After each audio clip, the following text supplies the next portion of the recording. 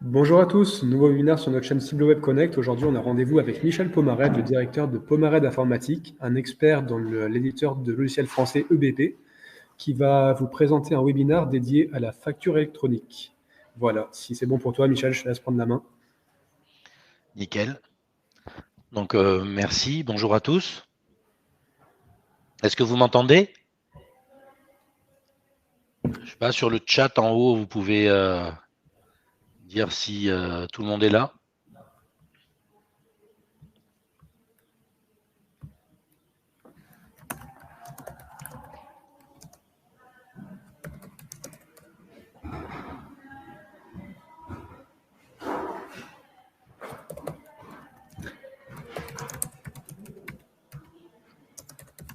Ça a l'air d'être bon.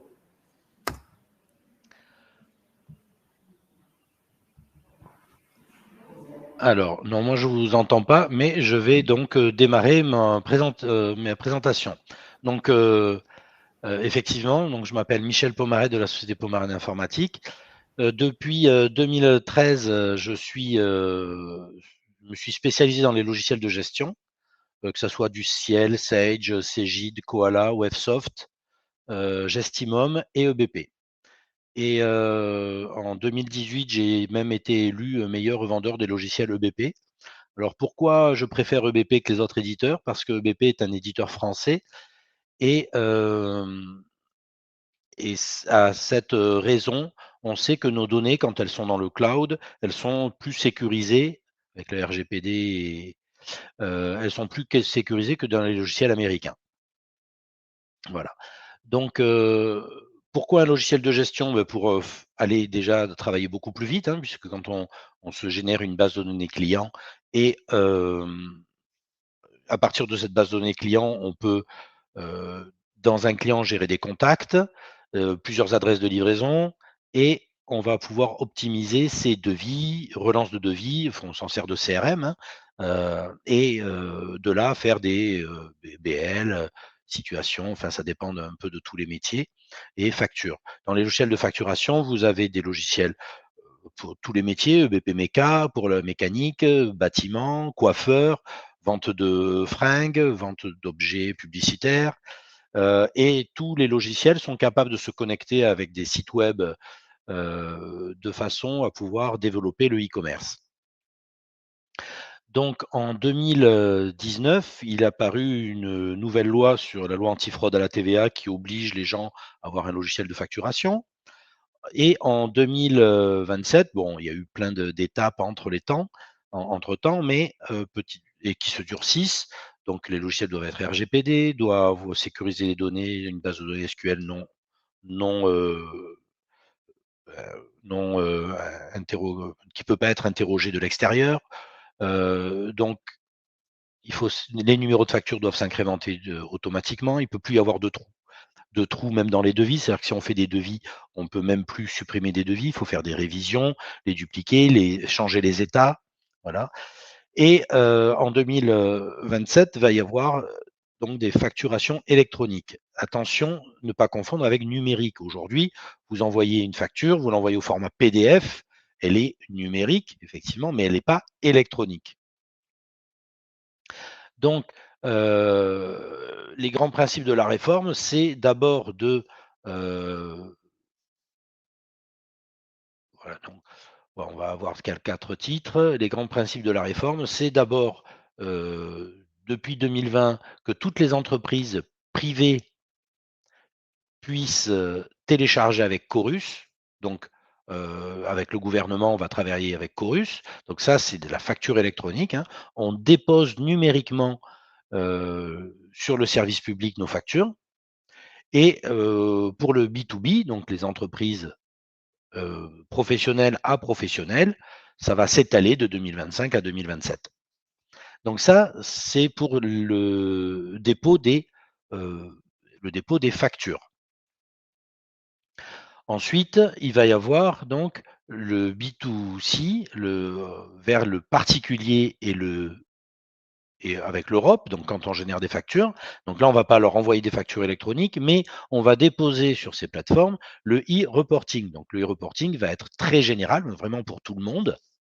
Donc là, un auto-entrepreneur qui fait une facture à un particulier, il va devoir être connecté à une plateforme et communiquer à l'État, donc toutes ces transactions d'argent, que ce soit des cartes bleues, des virements, des prélèvements, de l'espèce, etc.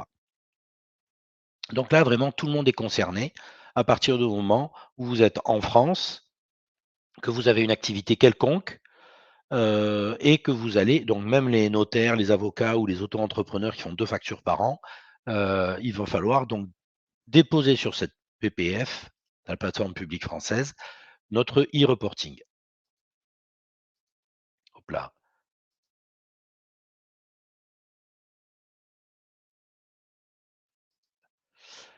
Donc, quand je parle donc de B2C, on va avoir donc 7 transferts qui va se faire sur une PPF et ou une PDP. Donc ça, c'était à l'origine d'une loi qui date de septembre 2021. Donc ça fait un moment. Ça a été repoussé en 2024 et puis là en 2027. Voilà, donc là, si c'est repoussé, l'État devrait 14 milliards d'amendes à l'Europe. Donc ça serait peu de chances que ça soit repoussé.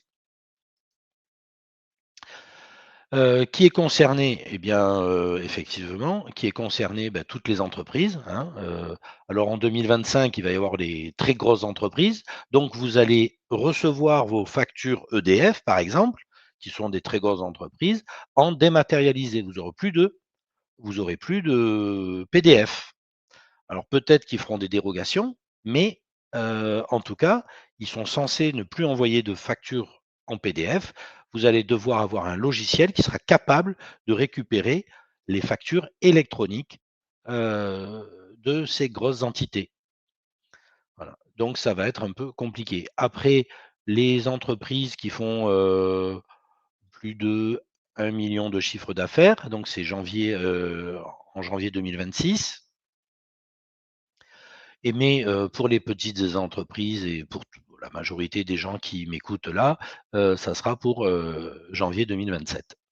Donc effectivement, dès juillet 2025, il faut être prêt pour pouvoir recevoir les factures électroniques, mais même si on ne les émet pas, et donc avoir choisi sa PPF ou sa PDP. Voilà.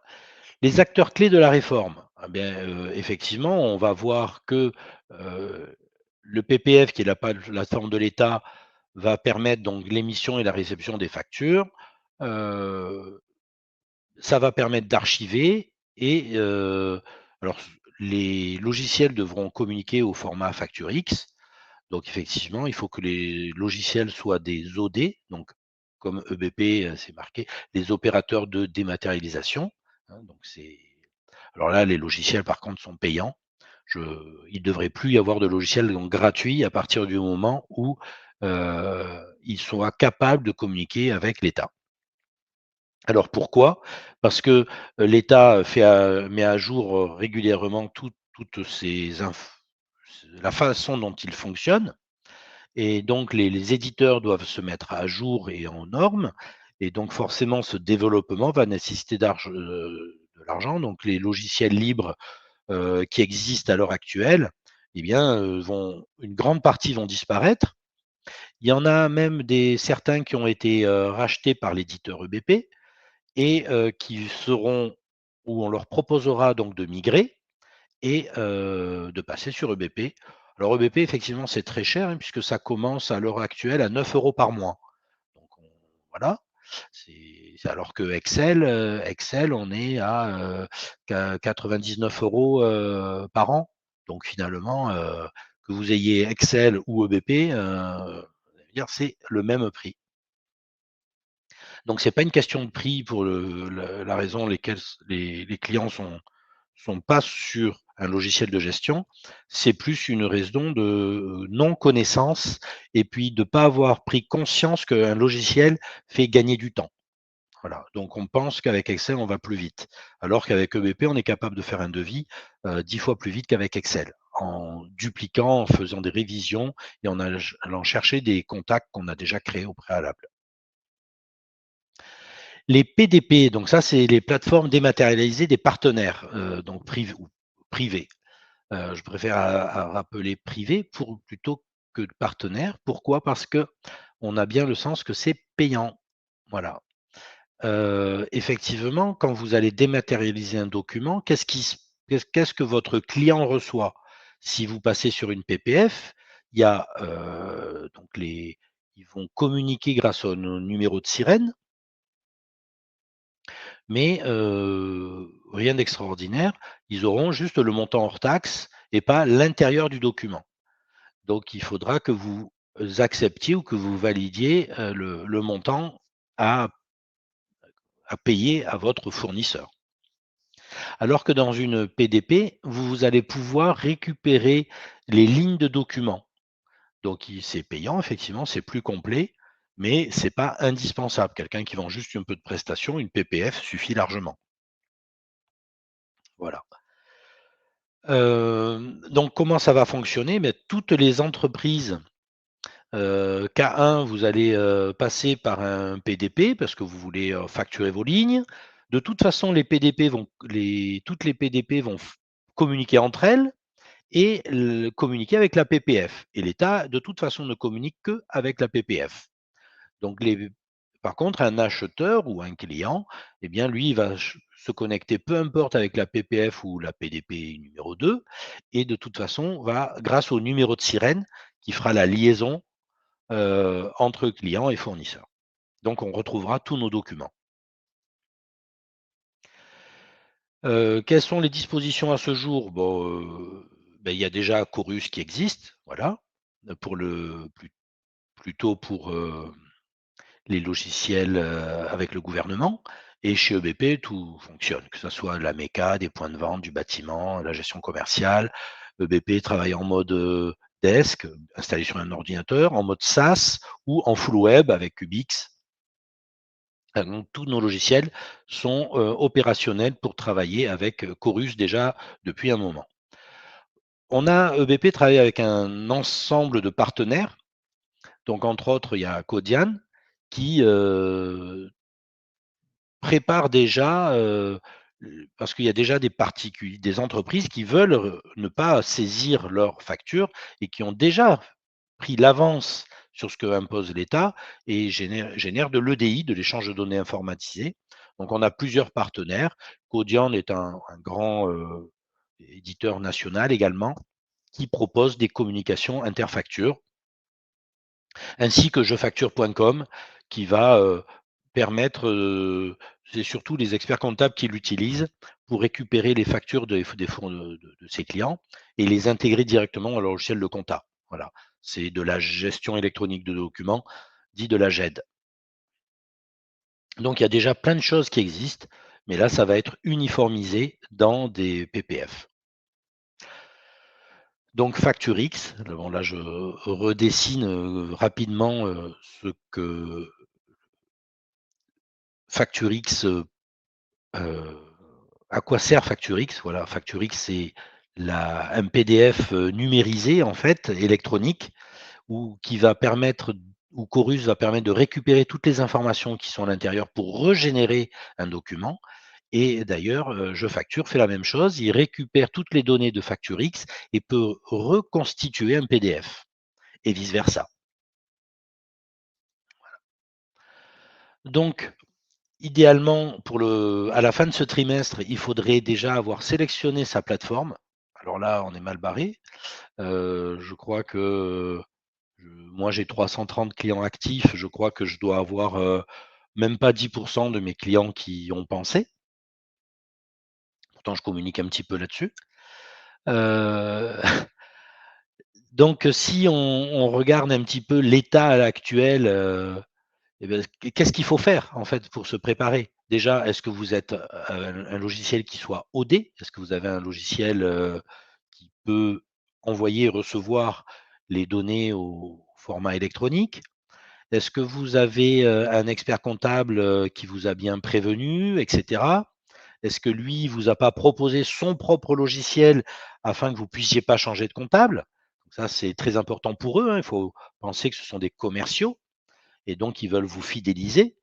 C'est pour ça que je préconise plutôt un logiciel d'une entreprise familiale EBP qui va vous permettre de pouvoir négocier des prix et de pouvoir changer de comptable quand votre comptable ne vous satisfait plus.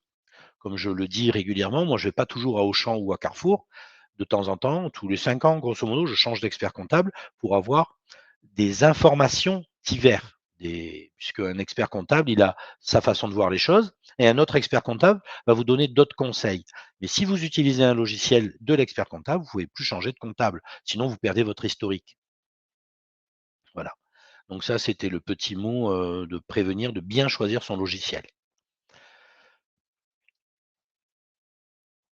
Les liens utiles, bah oui, il y a, ça, vous pourrez m'envoyer un mail et je pourrai vous donner des informations sur, les 5 raisons, que l'État a demandé pour passer à la facturation électronique. Donc, la la loi antifraude à la TVA, pour que tout le monde, les e-transactions, donc effectivement, l'État va être au courant des retards de paiement. Donc, vous savez que, quand un client a du retard de paiement, vous devez lui facturer 40 € de pénalité de retard. Alors, on n'a jamais vu, d'amende faite là-dessus. Si, moi j'ai un client à Aix-en-Provence qui a eu une amende parce qu'il ne facturait pas, les retards de paiement de son client. Donc ça commence à arriver et c'est anticommercial, au possible, heu mais par contre, l'État va être au courant, que votre client paye en retard, puisqu'il y a du e-revoicing et du e-reporting. Donc sur la plateforme publique de l'État, il y a les 2. Il y a vos factures et les paiements. Conclusion, ils vont être au courant et si, heu, vous recevez la feuille de TVA pré-remplie, vous allez vous apercevoir que, 40 € de pénalité de retard, mais il y a peut-être 8 € de TVA, 2 fois 4, 8 et peut-être que vous aurez 8 € de TVA et si vous avez 8 € de TVA à payer en plus, il faudra peut-être facturer les 40 € hors taxe à votre client pour récupérer ces 8 € de TVA. Ça, je dis rien, mais ça va être un peu compliqué. Voilà, donc si vous avez des questions, n'hésitez pas parce que je pourrais développer, beaucoup plus sur, ce côté-là, et sur le côté, invoicing et e-reporting. C'est vrai que c'est quelque chose où on parle, rapidement, voilà, c'est, plutôt là. Mais le e-voicing, voilà, c'est les échanges de factures et le e-reporting, les échanges monétaires. Voilà. Tous les liens se font avec le numéro de SIRET. C'est pour ça que au 1er juillet 2024, il y a 5 mentions supplémentaires à rajouter sur vos documents. Donc, le numéro de sirène de votre client, donc il apparaît votre numéro de sirène et le numéro de sirène du client. Il doit apparaître, sur la facture client, donc l'ad l'adresse de facturation du client, l'adresse du siège social du client, l'adresse de livraison du client. Donc c'est 3 champs possibles. Vous, il y a peut-être votre siège social, votre adresse de facturation et peut-être un entrepôt. Donc il peut y avoir sur un document jusqu'à 6 adresses possibles. Ensuite, il faut qu'il apparaisse dans les clients. Ils vont devoir être classés par typologie. Donc un client, il peut être de typologie entreprise, particulier ou État ou gouvernement. Donc il faut que sur les documents de facture, il apparaisse la typologie de votre client. Pourquoi? Parce que dans le PPF, dans la plateforme publique de l'État, dans Chorus, dans FactureX, pardon, il faut qu'il y ait cette information pour que le cheminement de votre document puisse aller correctement sur une plateforme, sur Chorus ou nulle part si c'est un particulier. Et que si c'est un particulier, il y a bien le e-reporting, donc la transaction monétaire qui apparaissent dans la plateforme publique de l'État. Il y a une autre information dans les documents de vente qu'on retrouve alors pas dans les devis, mais dans les commandes, hein. Il faut qu'un devis chez vous soit accepté et transféré donc en commande. Mais à partir de la commande, vous avez des numéros de commande client qui peuvent être obligatoires. Bon, ça, c'est déjà obligatoire depuis un moment, mais il y a des nouvelles informations. Il y a la catégorie d'opération, c'est-à-dire est-ce que vous êtes dans la livraison de biens ou dans la prestation de services. Donc ça, il faut que ça apparaisse sur les documents. C'est des nouvelles mentions obligatoires à partir du 1er juillet 2024. Et ça permet également de rediriger sur la plateforme dans le type de TVA qu'il y a à faire. Si c'est de la TVA à la facturation ou de la TVA donc à l'encaissement ou au débit, quoi. Au crédit ou au débit. Et pareil donc, le paiement de la TVA sur le débit, sur l'encaissement ou mixte. Alors il n'y aura plus de mixte à partir du 1er janvier 2027. Il n'y aura que de la TVA sur les débits ou sur les TVA sur les encaissements. Si vous devez, à l'heure actuelle, hein, ça peut évoluer, mais à l'heure actuelle, il est prévu que si vous voulez facturer du bien et du service à part égale et que vous voulez le distinguer, à ce moment-là, l'État a prévu que vous fassiez 2 factures. Voilà. Ou alors, grosso modo, alors c'est surtout dans le bâtiment où c'est un peu compliqué parce que les gens savent jamais s'ils font du bien ou du service. En fait, dans le bâtiment, ils font du service parce qu'ils vous fournissent pas des parpaings. Ils vous fournissent un mur et le mur, il y a plus de services que de biens.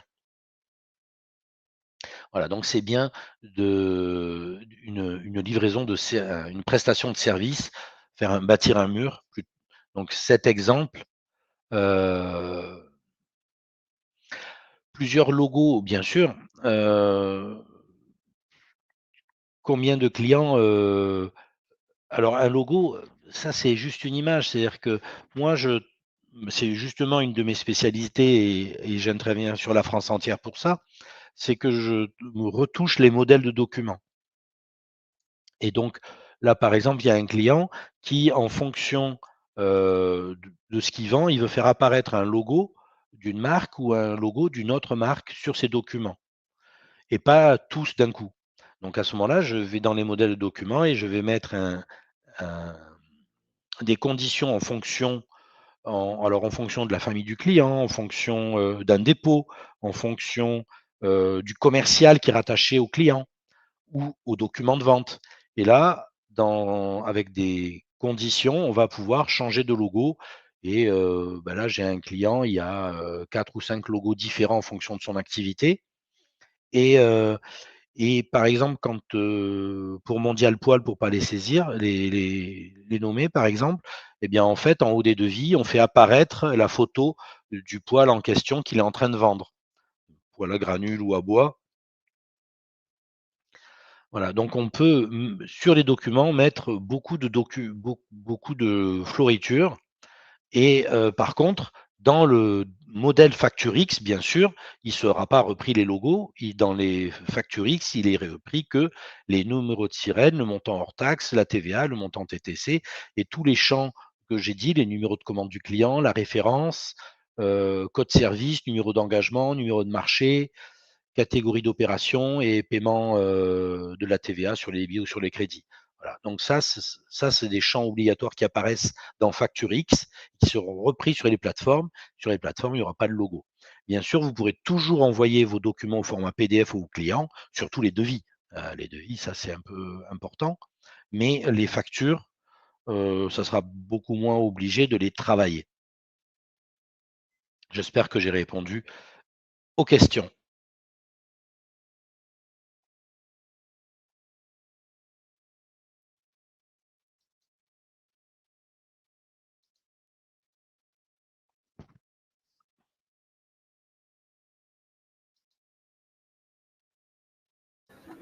Voilà, donc si on n'a plus de questions, je pense qu'on va arriver au bout du webinaire. Merci de m'avoir écouté déjà. J'espère que je ne vous ai pas saoulé. Pour information, le webinaire il sera disponible en replay sur la chaîne Webikio dès cet après-midi et sur notre chaîne CibleWeb Connect YouTube, dont je vous mets le lien en commentaire.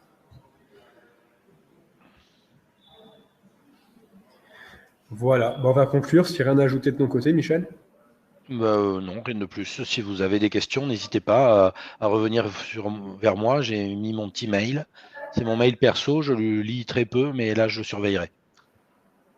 Très bien. Et nous, de notre côté, sur CibleWeb, on se retrouve la semaine prochaine sur Webikeo pour un webinaire consacré à l'optimisation de son site e-commerce pour les soldes d'été, animé par Atonext. Voilà. Bonne journée à tous. Bonne journée, au revoir. Bonne journée. Au revoir.